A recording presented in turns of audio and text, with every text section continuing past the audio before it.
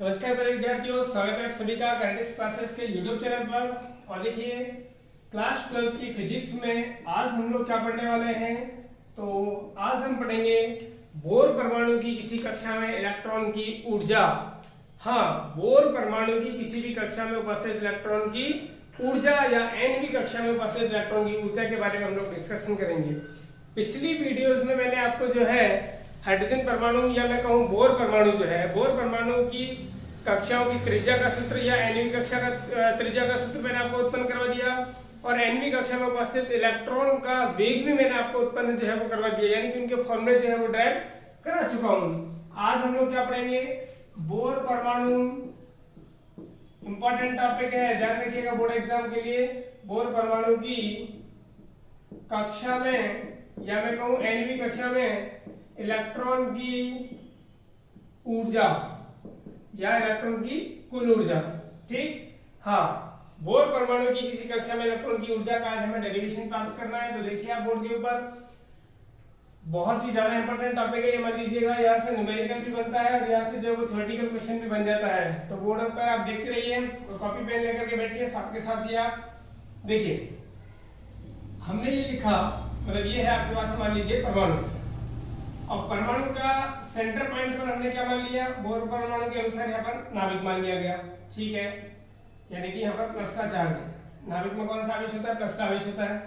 उसके चारों ओर एक कक्षा मैंने मान ली, बिल्कुल एनवी कक्षा मान ली, जिसकी त्रिज्या मैंने क्या मानी हुई है, आर। ठीक है सर, तो यहाँ पे इलेक्ट्रॉन चक्कर लगा रहा है, बिल्कुल इस कक्षा में इलेक्ट्रॉन चक्कर लगा रहा है और मान लीजिए हमने उसका वेग कितना है, v। इलेक्ट्रॉन पर आवेश आपको पता है माइनस का होता है और नाभिक के अंदर आवेश में बात करके आ चुका हूं पहले ही, Z के बराबर इसके ऊपर आवेश होता है। तो यहाँ पर ऊर्जा के बारे में अगर हम लोग बात करें कि इलेक्ट्रॉन के पास कौन कौन सी ऊर्जा होती है, तो देखिए ये इलेक्ट्रॉन है, इसकी स्थिति निश्चित है, या मैं यूं कहूं कि नाभिक और इलेक्ट्रॉन के बीच में एक आकर्षण का बल लगता है। नाभिक जो है ये धनावेशित है और इलेक्ट्रॉन जो है वो ऋणावेशित है। तो धनावेश और ऋणावेश के बीच में, स्थिर धनावेश और स्थिर ऋणावेश के बीच में या एक समान वेग से गतिमान स्थिर आवेश के बीच में जो है वो स्थिर विद्युत आकर्षण बल लगता है। तो नाभिक और इलेक्ट्रॉन के बीच में स्थिर विद्युत आकर्षण बल लगा हुआ है, बिल्कुल लगा हुआ है। तो इस स्थिर विद्युत आकर्षण की वजह से इनके पास में या इलेक्ट्रॉन के पास में कौन सी ऊर्जा होगी, स्थितिज ऊर्जा। यानी कि इलेक्ट्रॉन के पास में जो है वो कौन सी ऊर्जा होगी, पोटेंशियल एनर्जी, यानी कि स्थितिज ऊर्जा होगी। ठीक है, बिल्कुल। और वहीं अगर मैं बात करूं कि इलेक्ट्रॉन जो है उसके पास द्रव्यमान भी होता है, me आप लोग जानते होंगे, me का वैल्यू 9.1 गुणा 10⁻⁻31 किलोग्राम इतना द्रव्यमान होता है एक इलेक्ट्रॉन का। द्रव्यमान है इसके पास, वेग भी है, तो मैं कह सकता हूँ इसके पास में कौन सी ऊर्जा आएगी, काइनेटिक एनर्जी भी इसके पास में आएगी। यानी कि गतिमान इलेक्ट्रॉन के पास में या परमाणु की किसी कक्षा में गतिमान इलेक्ट्रॉन के पास में गतिज ऊर्जा यानी कि काइनेटिक एनर्जी भी है और पोटेंशियल एनर्जी यानी कि स्थितिज ऊर्जा भी है। मैं बात करना चाह रहा हूँ इलेक्ट्रॉन की कुल ऊर्जा की, इलेक्ट्रॉन की कुल ऊर्जा। तो कुल ऊर्जा की अगर हम लोग बात करेंगे यहाँ पे टोटल एनर्जी ऑफ इलेक्ट्रॉन, तो वो किसके इक्वल रहेगी, तो यहाँ पर जो कुल ऊर्जा है ये काइनेटिक एनर्जी यानी कि गतिज ऊर्जा और स्थितिज ऊर्जा के योग के बराबर रहेगी। इलेक्ट्रॉन की गतिज ऊर्जा निकालिए, इलेक्ट्रॉन की यहाँ पर स्थितिज ऊर्जा निकाल लीजिए और दोनों को जोड़ दीजिए। इस प्रकार आपको प्राप्त हो जाएगी क्या, टोटल एनर्जी। यानी कि टोटल एनर्जी इक्वल्स टू हो जाएगा kinetic energy plus potential energy. ठीक, यहाँ तक बात समझ में आई नहीं आई, बिल्कुल यहाँ तक आपको बात समझ में आ गई होगी कि परमाणु की एनवी कक्षा में या किसी भी कक्षा में अगर आपको इलेक्ट्रॉन की ऊर्जा चाहिए तो उसके लिए आप उसकी गतिज ऊर्जा निकाल लीजिए, उसकी स्थितिज ऊर्जा निकाल लीजिए और दोनों को जोड़ दीजिए। चलिए हम लोग डिस्कशन करते हैं एक एक को लेकर के। पहले हम लोग याद करते हैं क्या, गतिज ऊर्जा। फर्स्ट ऑफ ऑल हम क्या याद कर रहे हैं, काइनेटिक एनर्जी यानी कि गतिज ऊर्जा। आप लोग जो है अच्छा हेडिंग लिख लीजिएगा। इलेक्ट्रॉन की गतिज ऊर्जा के बारे में अगर चर्चा करें तो गतिज ऊर्जा जो होती है ये किसके इक्वल होती है, हाफ mv²। 11th क्लास की फिजिक्स में आपने पढ़ा होगा कि m द्रव्यमान का कोई कण है, v वेग से अगर वो गतिशील है तो उसकी गतिज ऊर्जा किसके बराबर होती है, 1/2 mv² है। ठीक है सर, बिल्कुल पढ़ा होगा। बोर परमाणु की जो पहली परिकल्पना है, first hypothesis of bore atomic model, तो बोर परमाणु की पहली परिकल्पना के अनुसार आपने देखा होगा mv² जो है वो kZe² अपॉन में r के इक्वल होता है। पहली परिकल्पना थी आपकी mv स्क्वायर अपॉन में r, यहाँ था कि z square upon r square, तो r से r कैंसिल हो गया था तब आई। आपको ज्यादा ही समझ में नहीं आ रहा तो आप पिछला वीडियो देखिए जहाँ पर वेग मैंने उत्पन्न करवाया है और त्रिज्या मैंने उत्पन्न करवाई है, वहां पर मैंने बोला भी है हाइपोथेसिस को और लिखा भी है और ये प्रूव भी किया है। ठीक है, तो एक बार आप जो है वीडियो देख लीजिए ताकि वहां से आपको ये पता लग जाए। mv स्क्वायर का मान किसके बराबर होता है, kz स्क्वायर अपॉन में r के। तो यहाँ से आप mv स्क्वायर का मान ऊपर पुट करोगे तो काइनेटिक एनर्जी हमें क्या मिल जाएगी, ये काइनेटिक एनर्जी मिलेगी हमें 1/2 एज इट इज, और mv स्क्वायर की जगह हमने वैल्यू पुट कर दी kz स्क्वायर अपॉन में r। तो इस तरीके से हमें काइनेटिक एनर्जी प्राप्त हुई हाफ kz स्क्वायर अपॉन में r। ठीक है, ओके। आगे हम लोग चलते हैं सेकंड नंबर किसके ऊपर, पोटेंशियल एनर्जी फाइंड करने, यानी कि स्थितिज ऊर्जा निकालने चलते हैं। नाभिक और इलेक्ट्रॉन दोनों के बीच में स्थिर विद्युत आकर्षण बल है, तो यहाँ पर जो है वो स्थिर विद्युत मतलब स्थिर विद्युत स्थितिज ऊर्जा होगी। स्थितिज ऊर्जा रहेगी यहाँ पर कौन सी, इलेक्ट्रिसिटी वाली। तो विद्युत के अंदर या स्थिर विद्युत स्थितिज ऊर्जा क्या होती है देखिएगा, या विद्युत स्थितिज ऊर्जा कितनी होती है। अगर एक आवेश है, देखिएगा, अगर एक आवेश है Q1, दूसरा आवेश है Q2, एक आवेश Q1 है एक आवेश Q2 है, दोनों के बीच की दूरी अगर r है तो इनके बीच की स्थितिज ऊर्जा कैसे निकाली जाती है। सूत्र आप इलेक्ट्रोस्टैटिक्स यानी कि स्थिर विद्युत की वाले चैप्टर में पढ़ोगे। माइनस का, माइनस क्यों आएगा, अगर दोनों में से कोई भी एक आवेश अगर माइनस का है तो बिल्कुल है, तो वहां पर माइनस आता है। k Q1, अभी हम लोग Q1 Q2 को देख रहे हैं, k Q1 Q2 अपॉन में क्या हो जाएगा, ओनली r, केवल r आएगा। ठीक है, Q1 का काम कौन कर रहा है हमारे लिए, Ze यानी कि नाभिक का आवेश। Q2 का काम कौन कर रहा है, इलेक्ट्रॉन का आवेश, वो कैसा है, माइनस का। तो यहाँ पोटेंशियल एनर्जी में क्या हो जाएगा, माइनस का आ जाएगा। k पहला आवेश का काम Ze, दूसरा आवेश का काम केवल E, और अपॉन में रहेगा r। तो यहाँ से पोटेंशियल एनर्जी क्या निकल के आई, माइनस का kZe स्क्वायर अपॉन में r। यहीं से k as it is, Z as it is, E और E को मल्टीप्लाई किया E square, r as it is. ये आपके पास अभी क्या, पोटेंशियल एनर्जी। तो काइनेटिक भी क्लियर है आपको और पोटेंशियल भी क्लियर है। क्या याद करना है अपने को निकालना है टोटल एनर्जी, कुल ऊर्जा। तो आप पोटेंशियल एनर्जी और काइनेटिक एनर्जी दोनों की वैल्यू जो है वो कहां पर पुट कर दीजिए, इक्वेशन नंबर 1 में। हाँ, गतिज ऊर्जा और स्थितिज ऊर्जा जब आपके पास आ गई है तो दोनों की वैल्यू जो है आप कहां पुट करोगे, टोटल एनर्जी वाले फॉर्मूले में पुट कर दीजिए, यहां से आपको टोटल एनर्जी मिल जाएगी। तो चलो वैल्यू रखते हैं। काइनेटिक एनर्जी कितनी आई सर, kZe स्क्वायर अपॉन में कौन है, 2r। वही पोटेंशियल कितनी आई, देखिए पोटेंशियल नेगेटिव है, वहां पर पॉजिटिव, तो पॉजिटिव नेगेटिव मल्टीप्लाई होगा तो नेगेटिव आ जाएगा, उसकी वजह से kZe स्क्वायर अपॉन में नीचे कौन है, ओनली r। इस तरीके से इसको सॉल्व करोगे तो सॉल्व करने पर आपको क्या पता लग रहा है, देखिए kZe स्क्वायर अपॉन में r को हम कॉमन ले लेते हैं, यहाँ पर 1/2 रहेगा, यहाँ पर माइनस का 1, 1/2 माइनस 1 करोगे तो इतना तो आप मैथमेटिक्स जानते होंगे, kZe स्क्वायर अपॉन में r, और यहाँ पर रहेगा माइनस का 1/2। उसको मैं इस तरीके से लिख देता हूँ, माइनस आगे लिख दिया और 2 को मैंने नीचे लिख दिया। ये आपको प्राप्त हुई क्या, टोटल एनर्जी। ये आपको क्या प्राप्त हो गई, टोटल एनर्जी यानी कि कुल ऊर्जा। इस प्रकार से बोर परमाणु की किसी कक्षा में इलेक्ट्रॉन की, यानी कक्षा में इलेक्ट्रॉन की कुल ऊर्जा आपको प्राप्त हो जाती है। ठीक है, बिल्कुल। अभी अगर हम लोग बात करें काइनेटिक एनर्जी, पोटेंशियल एनर्जी और टोटल एनर्जी में संबंध की, तो देखिए एक बार काइनेटिक एनर्जी को और टोटल एनर्जी को एक बार आप ध्यान से देखो। देखा आपने, हाफ इसके पास भी है, हाफ इसके पास भी है, kZ square upon r, kZ square upon, पूरे सेम टू सेम वैल्यू है। बिल्कुल, डिफरेंस किसका है कि काइनेटिक पॉजिटिव है, टोटल जो है वो कैसी है, नेगेटिव है। तो इसका मतलब है कि अगर आप टोटल वाली जो एनर्जी है इसको और माइनस से मल्टीप्लाई कर दो तो क्या ये काइनेटिक के बराबर आएगी, नहीं आएगी सर, 100% इक्वल आएगी। तो इसका मतलब काइनेटिक इक्वल है किसके, माइनस टोटल एनर्जी के। ठीक है, और वही पोटेंशियल को ध्यान से देखो, तो काइनेटिक में टोटल में जो है नीचे डिनोमिनेटर में या नीचे जो है वो 2 आ रहा है, लेकिन पोटेंशियल में नीचे 2 नहीं आ रहा। इसका मतलब अगर पोटेंशियल में हमने 2 का भाग दे दिया तो वो क्या बन जाएगी, काइनेटिक और टोटल बन जाएगी। ठीक है, हाँ, पोटेंशियल नेगेटिव है, 2 का भाग देते ही काइनेटिक बनेगी, और पोटेंशियल से काइनेटिक बनाने के लिए मुझे नेगेटिव से और मल्टीप्लाई करना पड़ेगा। तो क्या लिख सकता हूँ उसको मैं, उसको लिख पाऊंगा माइनस का, अगर आप पोटेंशियल में किसका डिवाइड कर दोगे, 2 का डिवाइड कर दोगे। तो इस तरीके से आपको रिलेशन मिल गया काइनेटिक एनर्जी, टोटल एनर्जी और पोटेंशियल एनर्जी में। काइनेटिक दे रखी हो तो उसको माइनस से गुणा करके टोटल निकाल देना, टोटल दे रखी हो तो उसको माइनस से मल्टीप्लाई करके काइनेटिक निकाल देना। ठीक, काइनेटिक दे रखी हो, पोटेंशियल निकालना हो तो आप आप उसको माइनस से मल्टीप्लाई करना और 2 से मल्टीप्लाई कर देना, वो पोटेंशियल हो जाएगी।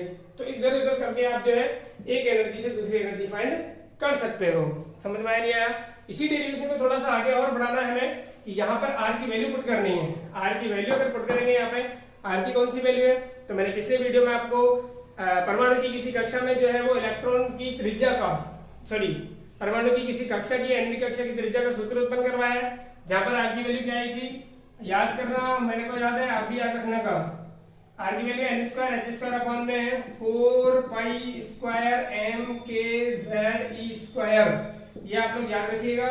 और ये वैल्यू हमें कहाँ पुट करनी है, टोटल एनर्जी वाले फॉर्मूले में यहाँ पे पुट करनी है, जिससे आपको एक और सूत्र आपको टोटल एनर्जी का मिल जाएगा। यहाँ तक आप स्क्रीनशॉट लीजिए, इसके बाद मैं आपको आगे का काम कंप्लीट कराता हूँ।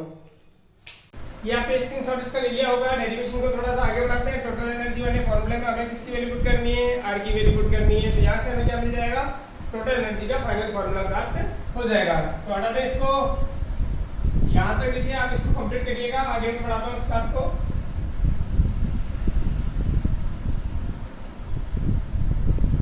टोटल एनर्जी का फॉर्मूला आपको याद होगा, उसमें अपने को आगे वैल्यू पुट करनी है। तो डेरिवेशन आप आगे बढ़ाइएगा। बीच में हमने जो है काइनेटिक टोटल और पोटेंशियल तीनों में संबंध ज्ञात कर लिया था। टोटल एनर्जी आपको प्राप्त कितनी हो गई, माइनस का k z e square upon net two r, ठीक है, बिल्कुल।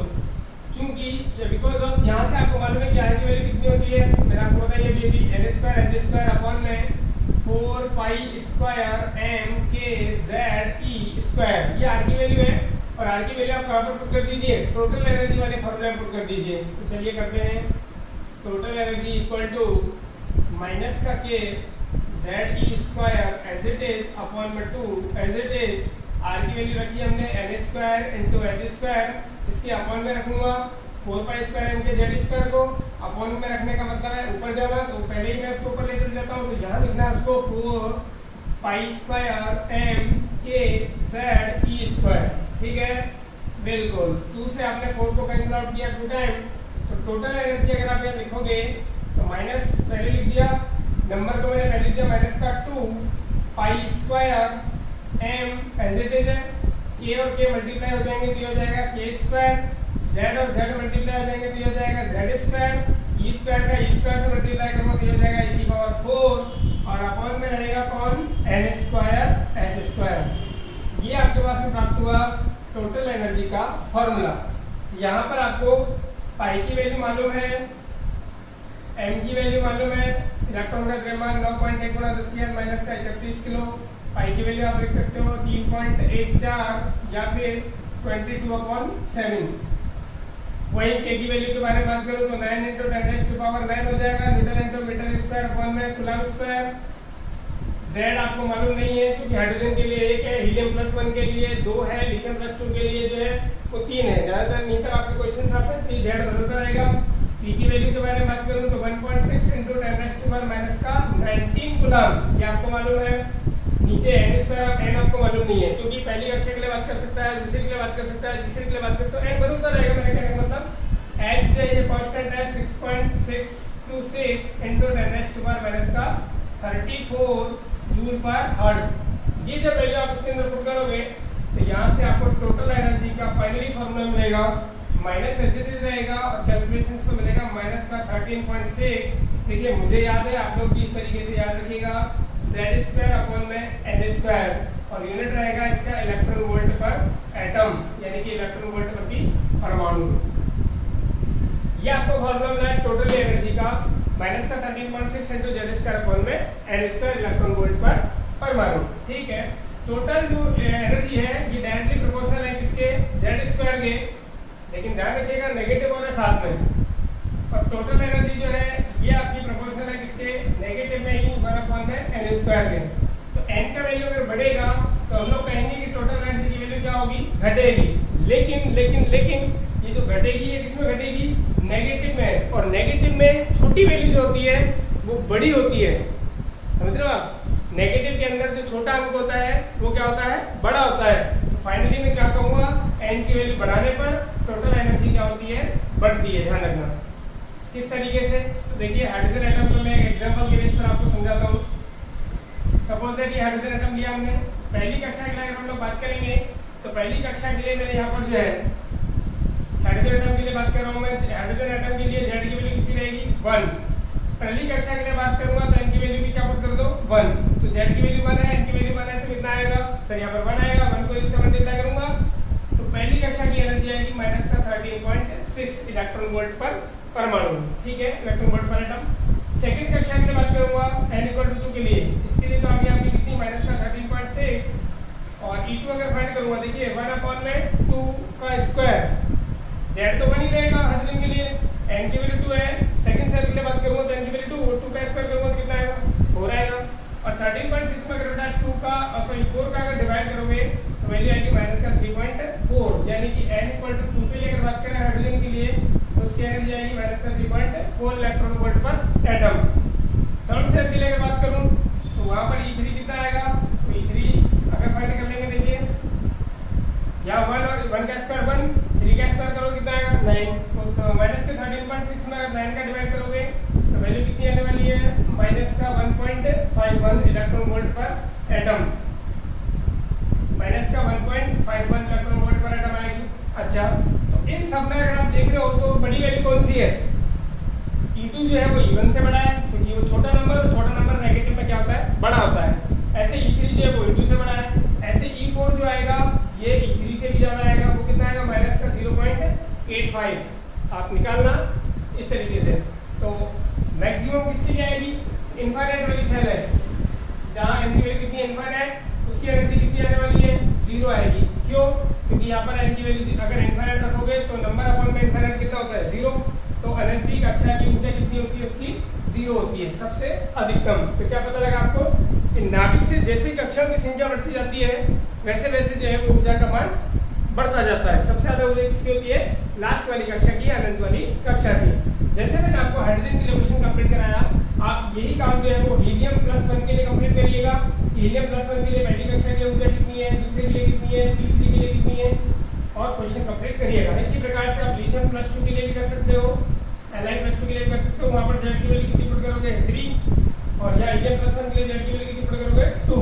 तो आप करिएगा इस प्रकार से क्वेश्चन ताकि आपकी प्रैक्टिस हो जाए। प्रैक्टिस करना बहुत जरूरी है क्योंकि प्रैक्टिस अगर नहीं करोगे तो मेरे इसको पढ़ाने का कोई भी मतलब नहीं है। ये आज पढ़ोगे कल आपके साथ हो जाएगा, और प्रैक्टिस अगर कंटिन्यू करोगे तो ये आपके माइंड में एज इट इज रखा रहेगा। क्वेश्चंस करना मत भूलना इसके ऊपर, ठीक है।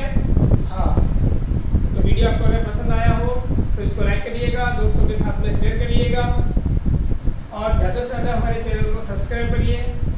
जय हिंद, जय भारत।